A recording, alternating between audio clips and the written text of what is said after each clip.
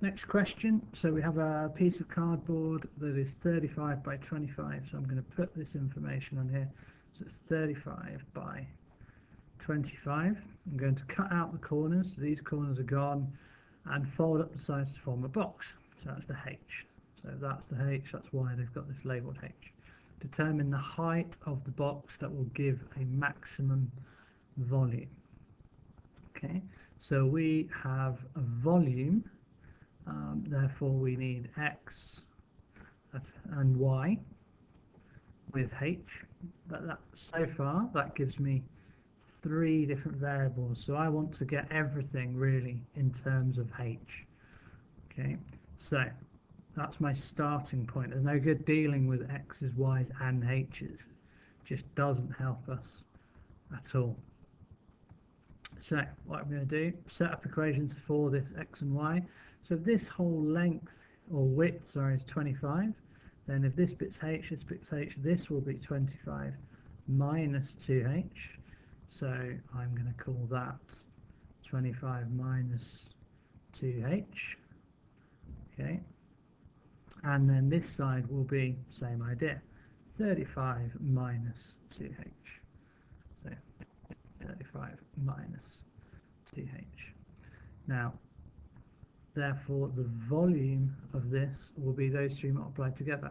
So H times 25 minus 2H times 35 minus 2H. Now I've used brackets, okay, because we've got 2 terms in here, so we've got to make sure we multiply everything. So I'm going to start with multiplying this one out, expanding this bracket.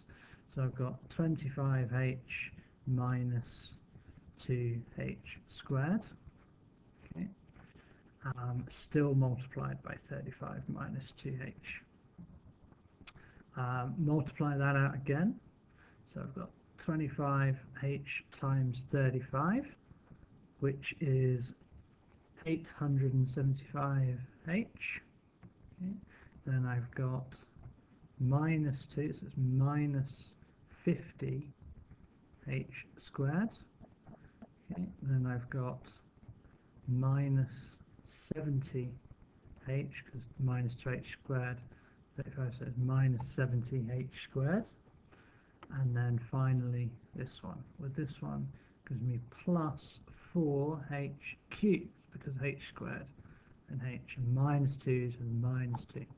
So I've got all 4 parts, which I can then simplify to 875H minus 50 minus another 70 is minus 120H squared, and then plus 4H cubed. So we've got something for volume, and we want to know, determine the height of the box that will give a maximum volume. Okay, so the maximum is when dV dH equals 0. So we've got to find dV dH, so that would be 875 minus 2 times that, so it's 240H, and then plus 12H squared. So at this stage we then have to solve what we've just found, so 875 minus 240H plus 12H squared equals 0. So now I'm going to solve this. So obviously I'm solving a quadratic equaling 0, so I can try and factorize, I can use the formula. If I've got my calculator, which I'm hoping for, I can use any method I want on my calculator. I could graph it. Just out of interest, I'm going to use the Polysimulk 2, so number 4 app. Okay, I'm going to use my root finder. Okay, it's a second order because it's a quadratic.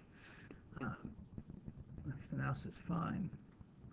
Next, so A2 will be 12, A1 next to the X will be minus, oh, I use the right, so negative 240, and then A0 will be 875.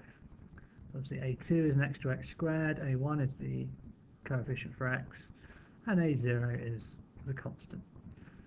So it's equaling 0, so make sure I've got that. So that's fine. So now I click solve, and I've got two x values. Now, just going back to that, I've got 15.2 and 4.795.